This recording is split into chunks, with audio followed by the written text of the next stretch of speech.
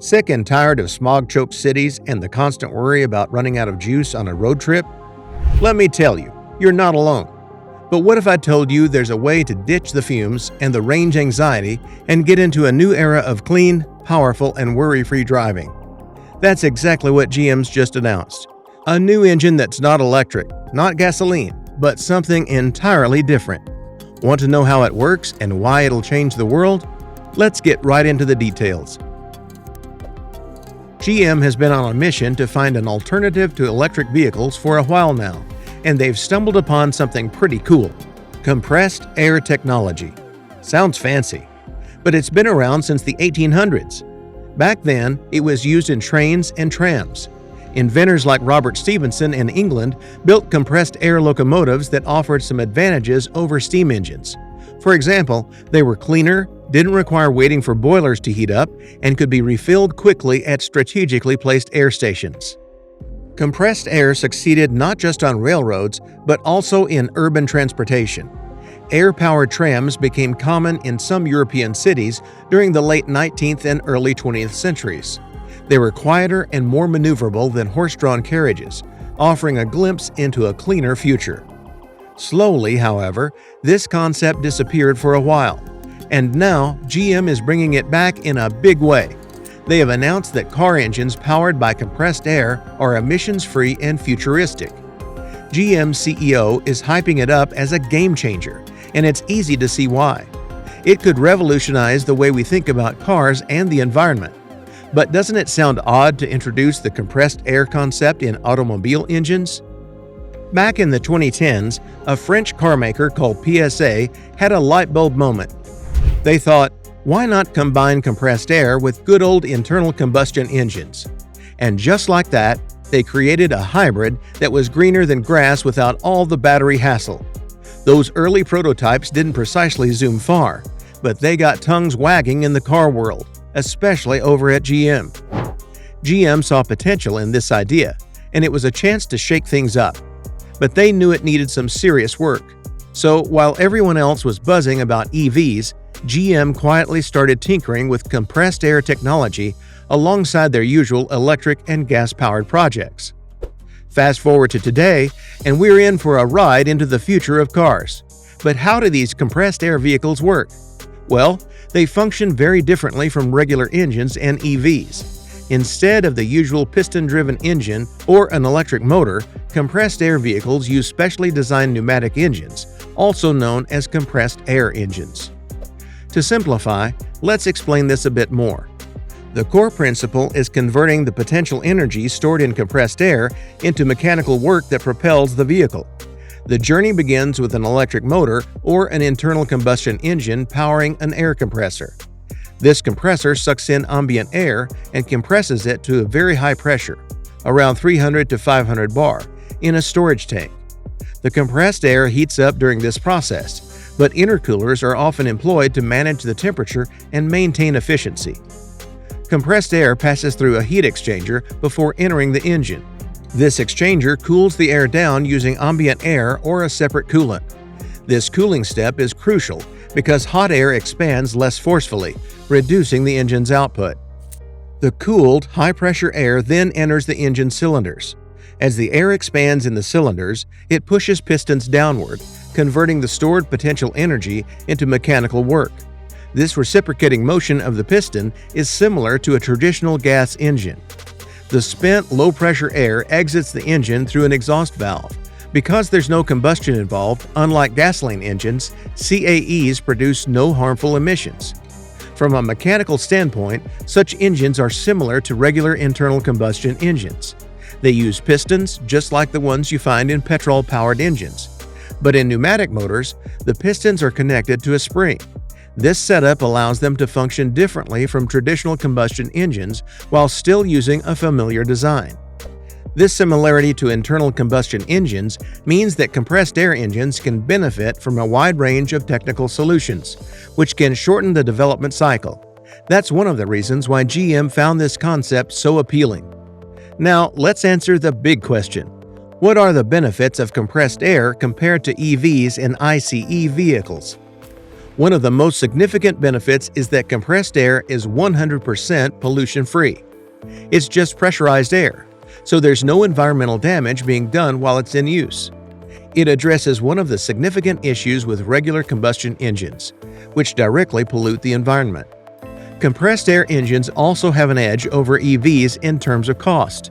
They're far cheaper to make and don't require rare earth materials like batteries or electric motors.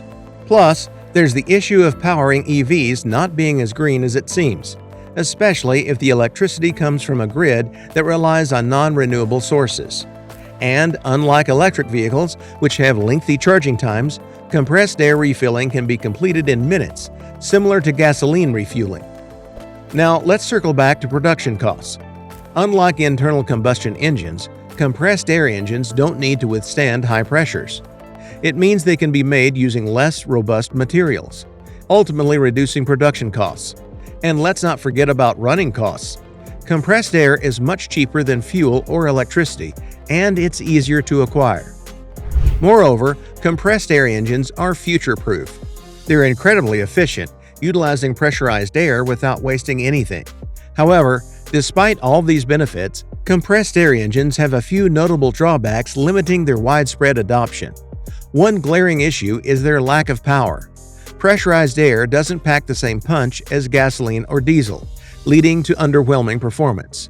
Additionally, compressed air engines tend to be inefficient, which has hindered their practicality in real-world applications.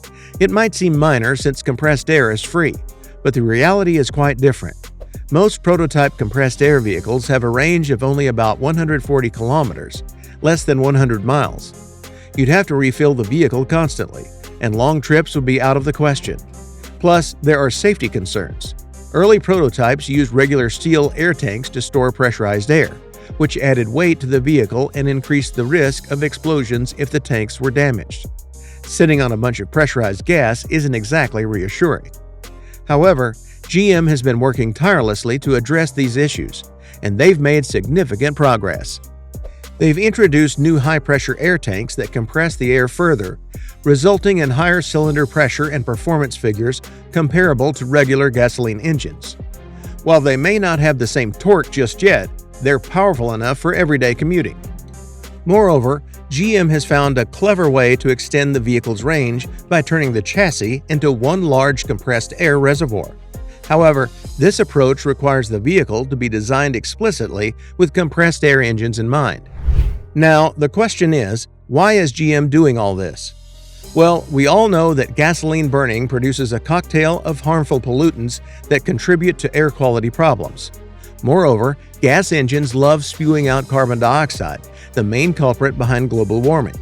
CO2 creates a giant heat blanket trapping the sun's rays, causing our planet to cook slowly. This is not exactly ideal for those seeking a cool summer breeze. Gasoline is made from crude oil, a non-renewable resource. Relying on this buried treasure means we're constantly digging and drilling, which can disrupt ecosystems and cause environmental damage. It's a finite resource, meaning it won't last forever. In addition, air pollution from gas engines doesn't just affect us. It can damage delicate ecosystems, harming plants and wildlife. Think acid rain, caused by those pesky nitrogen oxides, turning lakes and rivers acidic. Not exactly a vacation spot for fish or other aquatic creatures. However, the good news is that GM has decided to constantly innovate and develop cleaner alternatives, such as their zero-emission engine.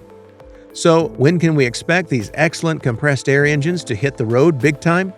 Well, it's a head-scratcher, but there's a good chance we'll see them rolling out in the next few years. GM's putting the pedal to the metal on this one. They're driving deep into research and development to iron out the kinks and ensure these engines are the real deal. Now, let's not sugarcoat it. GM's not doing this out of sheer kindness. They know the era of gas guzzlers is ending, and they need to get a slice of the electric vehicle pie. But hey, even if their motives aren't purely altruistic, we can still benefit from their innovation.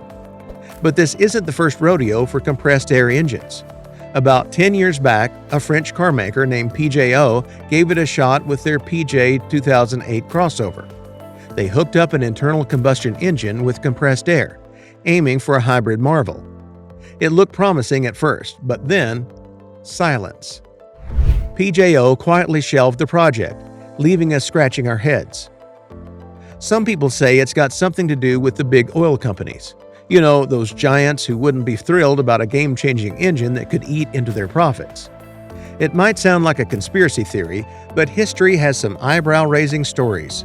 Take Stanley Allen Meyer, for instance. Back in the 90s, he invented a water fuel cell that could make cars run on water alone. But then he started feeling the heat from the oil bigwigs, who weren't too keen on losing their grip on the market.